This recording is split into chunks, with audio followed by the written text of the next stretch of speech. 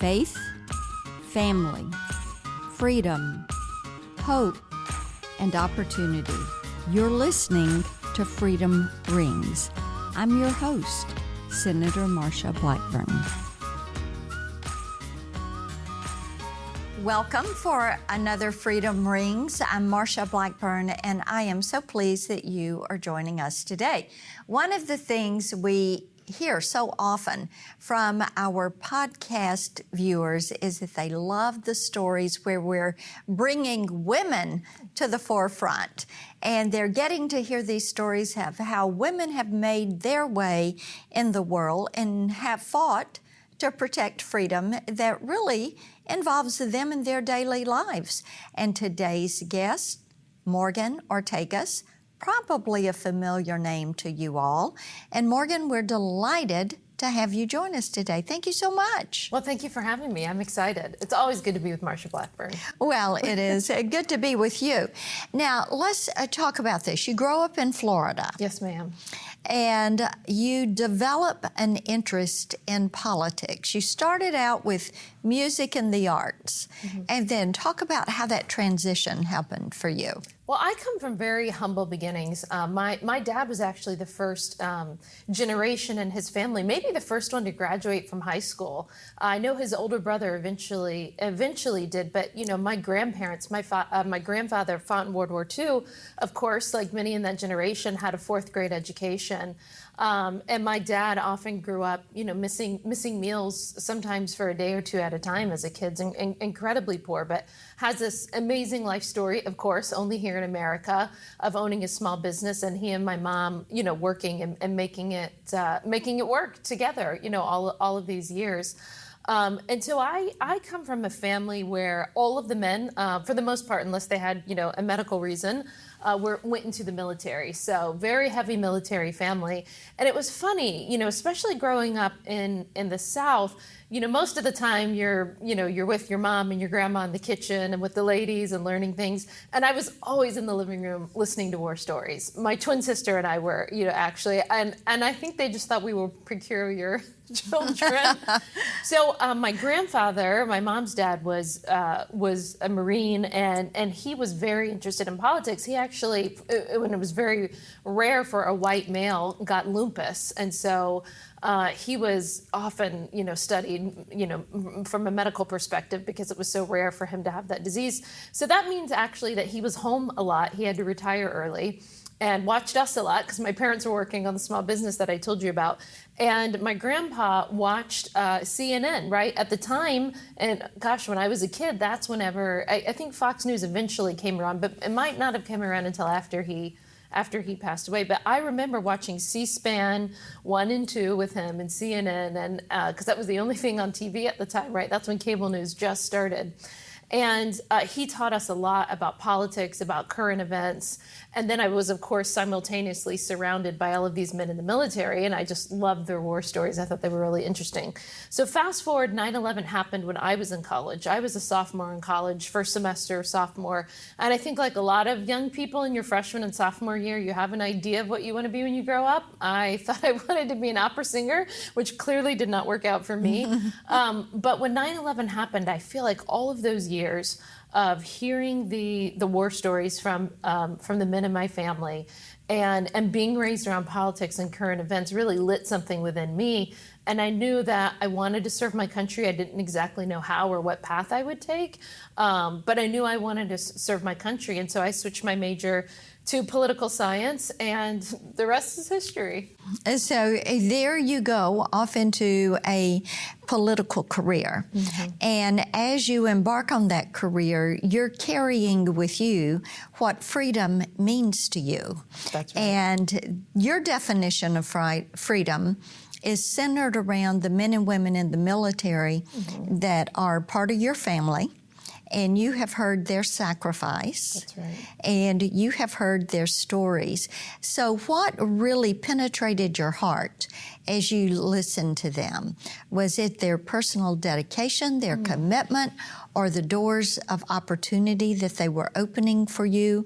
What really resonated with you as you heard all that? That's a great question. I think it was, was distilled in me what an honor and a privilege it was for all of them to serve. It was very sacred in my family, I think, to serve. And I remember my uncle fighting in the first Gulf War in the Air Force.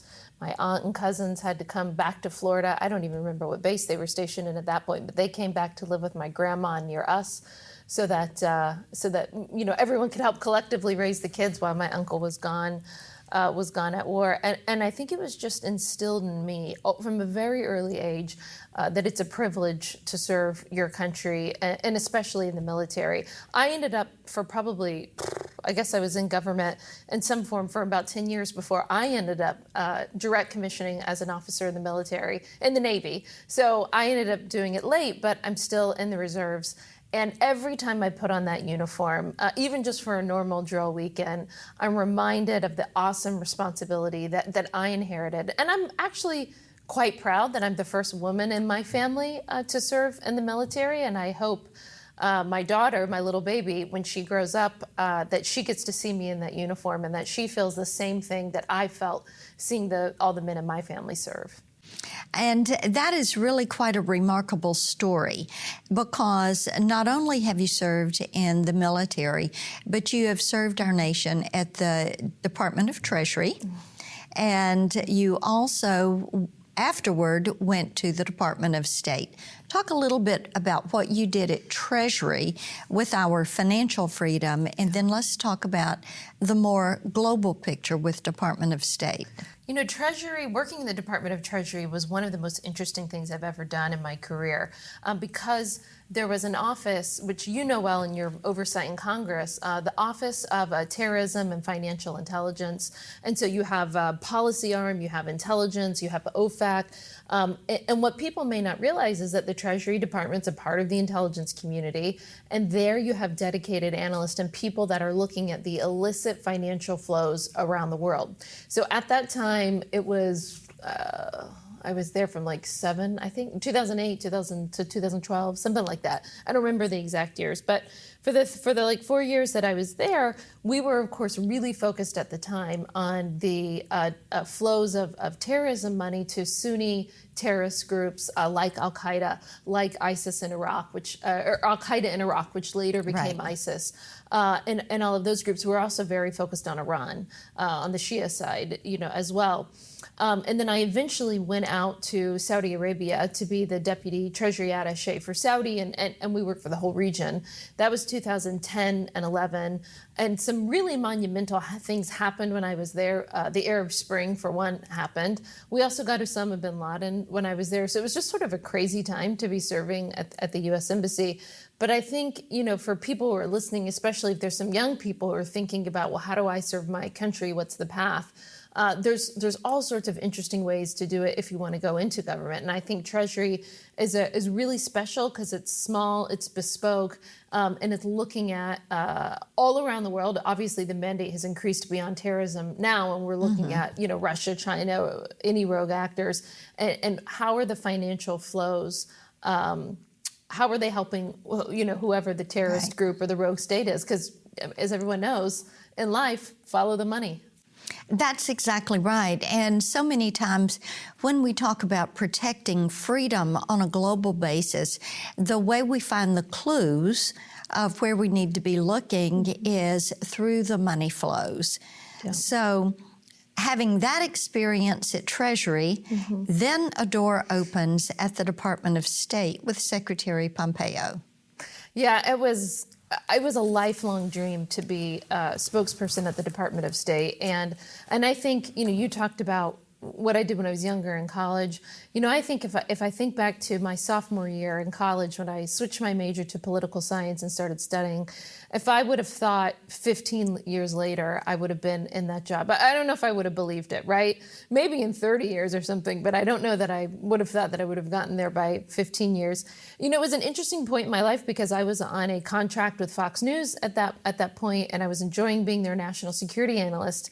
And I knew going into government meant I was going going to break, a contract that a lot of people want, right? A lot of people want to work for Fox News. And I loved my colleagues and I loved working there. But ultimately, I thought once again that I could not turn down the opportunity to serve, especially for Mike Pompeo, who I did not know, but I knew from afar and had watched him as CIA director, was incredibly impressed by him and by his worldview.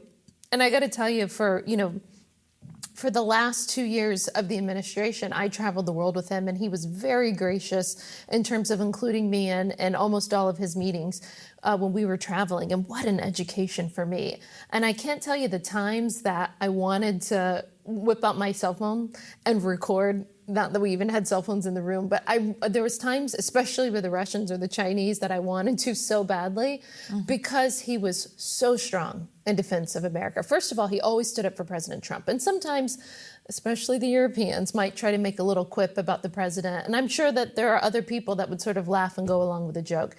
He didn't smile, right? He didn't think it was funny, and he stood up for the president. He stood up for our country. He made absolutely no apologies for this great nation. And that's the one thing that I wish the whole country could have seen, of how proud they would be of their Secretary of State standing strong and standing firm for America. So when you think back through these experiences that you have had, and you have seen this fight for freedom up close and personal, what really causes you to say, yes, I can go fight for this another day? This impacted me so. I can go and I can make this fight. God, there's so many poignant and compelling moments, but I would say that it's hard to top the Abraham Accords. Okay. As many of your listeners will know, we went 26 years, I believe it was, without any sort of peace agreements between Israel and Arab states. 26 years. We made no progress. Republicans nor Democrats. No one made any progress. And as we started negotiating with Israel and with UAE and Bahrain were the first two to go. Were the first two to join, and I was talking to Jared Kushner and Avi Berkowitz at the White House, and as it looked more and more real that it was going to happen, it was just one of those moments where you just sort of have to sit back and go, wait, is this really happening? Right? Because people go their entire careers working in the Middle East, working on Israeli issues without getting this sort of monumental achievement. And then not just, we get UAE and Bahrain, and then all of a sudden Morocco and Sudan, right? And all these other countries are even if they're not going into Abraham Accords, they're starting to cooperate behind the scenes, with Israel. And by the way, this stuff doesn't just happen out of the blue. It happens because we totally took the policy that President Obama had pursued for 8 years in the Middle East, and we reversed it. We said, this is quite simple, right? Everyone overcomplicates foreign policy. And I try to tell people, it's actually not that complicated. We have a country called the Islamic Republic of Iran, who happens to be one of our greatest enemies and happens to be, according to the State Department, multiple administrations have certified this. It's not a partisan thing. They are the world's leading state sponsor of terrorism. They threaten Israel, one of our greatest allies. They also threaten the Gulf Arab states. Not just threaten, they actually give money and weapons to proxies who attack innocent, as you know, innocent people in Saudi on a weekly basis, it feels like, Iraq as well with the Shia militias. So we just looked at it and said, so we have one big bad guy over here who's an enemy, and then we have all these other friends that they're trying to attack. So we're not going to give the bad guy billions of dollars to harass our friends. In fact, we're going to empower our friends. We're going to move the move the embassy to Jerusalem, its rightful home according to U.S. law, as you know better than everybody. And we're going to empower our friends. We're going to strengthen our friends, and we're going to punish our enemies. I don't know why this is such a novel concept in foreign policy, and people who think they're incredibly smart couldn't grasp this. And after 4 years of those policies, well, what happens? You see the Arabs and the Israelis start to come together and say, you know what? We may have not made the progress yet that we want on peace between the Israelis and the Palestinians, but it's time for us to move forward. And I got to tell you, when I went to UAE, when I went to Abu Dhabi and Dubai, I have never seen people and media so excited about something. They were more excited than we were. It was amazing. And what I can't get over, what I remind myself every day, is that little Jewish children and Christian children and Muslim children in Israel and Muslim children in UAE will grow up, and in Bahrain and throughout the Middle East, they're going to grow up with an entirely different Middle East than the one that we all grew up with.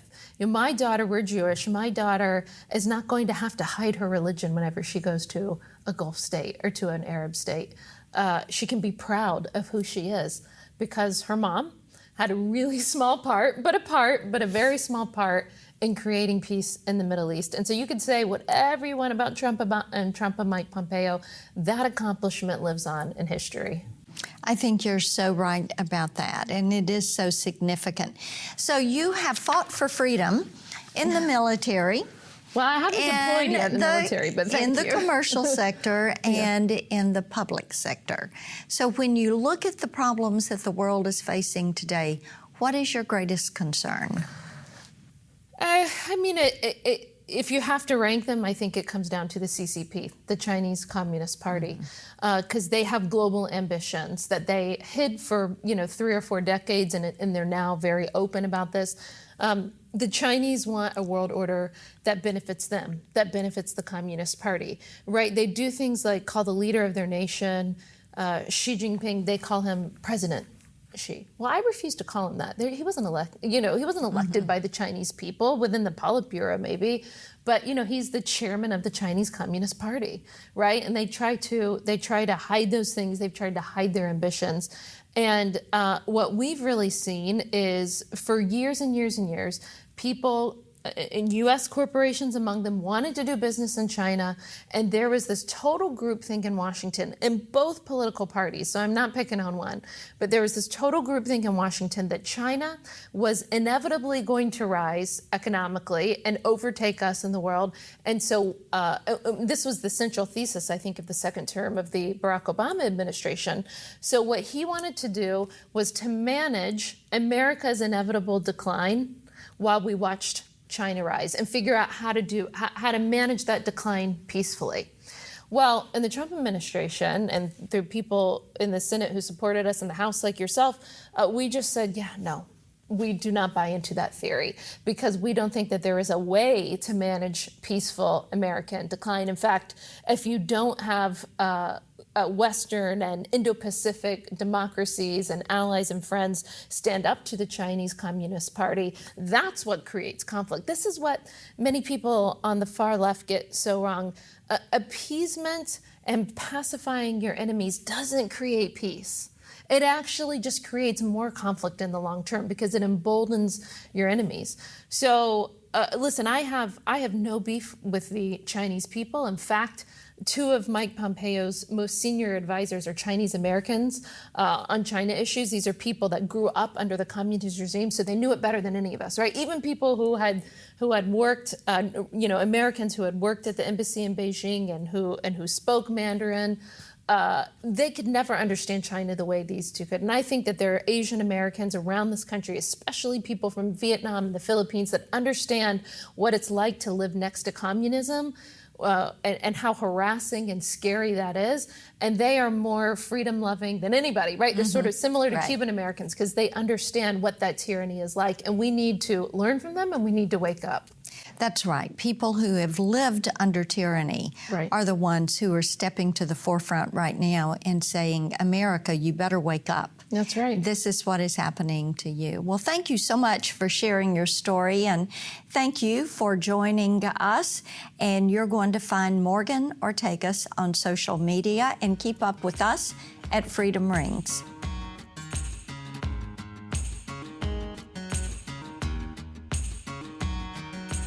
Thank you for listening to this episode of Freedom Rings. You can follow me on Twitter at Vote Marsha, Facebook at Marsha Blackburn for Senate, and on Instagram at Team Marsha. And you can always find us online at marshablackburn.com. The Freedom Rings podcast is edited and produced by Jared Cummings. Executive producers are Conservative Partnership Center and Marsha Blackburn. Together, we make Freedom Ring.